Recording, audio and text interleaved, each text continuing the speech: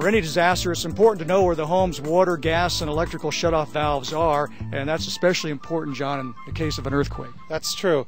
And people might not know that their main water shutoff is always in front of their house by the curb, and you can look and see where the water meter is, and there's a shutoff valve at the water meter. Let's give it a try. Okay. And you should have a screwdriver in your emergency kit, and that makes it easy to remove the cover off of the water valve. And this is something anybody can do. Yes. And then if you notice, in front of the water valve there's a shutoff, and right now it's parallel to the valve, which means the water to the house is on. If you turn it so that it's perpendicular to the valve, it'll shut off the water to your house. Since we are by the street, are you turning off water to the entire neighborhood or just your home? No, the valve is just for your house. On page 12 of the Emergency Preparedness Guide is a diagram and a description on how to turn off the gas valve. And John, that begins with knowing where the valve is at the home to begin with. Yes, the main gas valve is always located near your gas meter. And the gas valve is on a pipe that comes out of the ground that brings gas to the meter.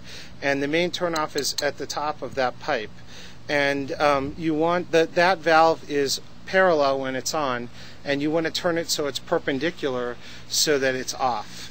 And in the event of an emergency, if you do turn your gas off, you don't want to turn it back on yourself. It's recommended that you wait for the gas company to come and check everything, and they'll turn it back on for you. And when you turn that valve, either direction works as long as you turn it perpendicular. Either direction should work.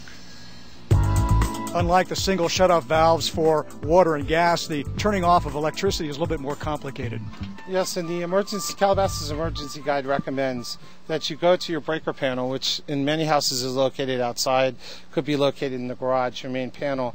Turn off all of your individual breakers first, and then turn off your main breaker for safety. And I know this is frustrating in everyday living because a lot of times the individual breakers aren't labeled specifically, so the family wants to make sure they know what each breaker stands for, correct, with follow-up labeling? Yeah, it's always good to know which breakers control different parts of the electricity in your house, so that if you're having a problem, you can turn off a breaker or find out where the breakers are that are in the affected area in your house. And again, they all need to be turned off and not just one or two. Yes, in the event of an earthquake, if there's an issue and you want to turn off the electricity of the house, the way to do that, turn off each and every individual breaker and then turn off the main breaker.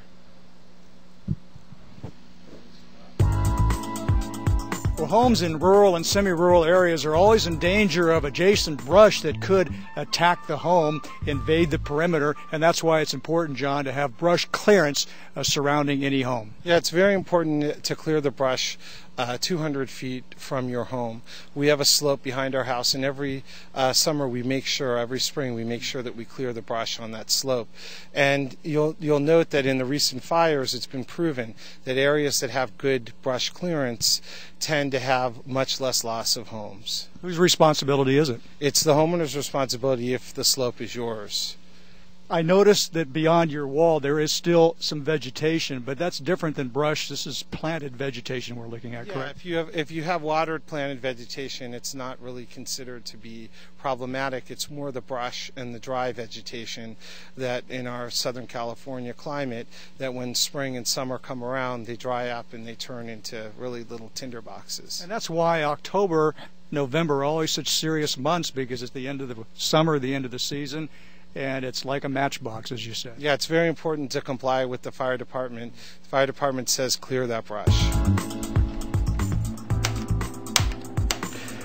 Well, we live in earthquake country. That much we can't do anything about, but we can make ourselves prepared and be responsible and learn what to do to be ready before and what to do during, and know how to handle things after a disaster strikes. And always follow the information that's now available in the City of Calabasas Emergency Preparedness Guide. It's in your homes, and if you don't have one already through the mail, please pick one up at City Hall.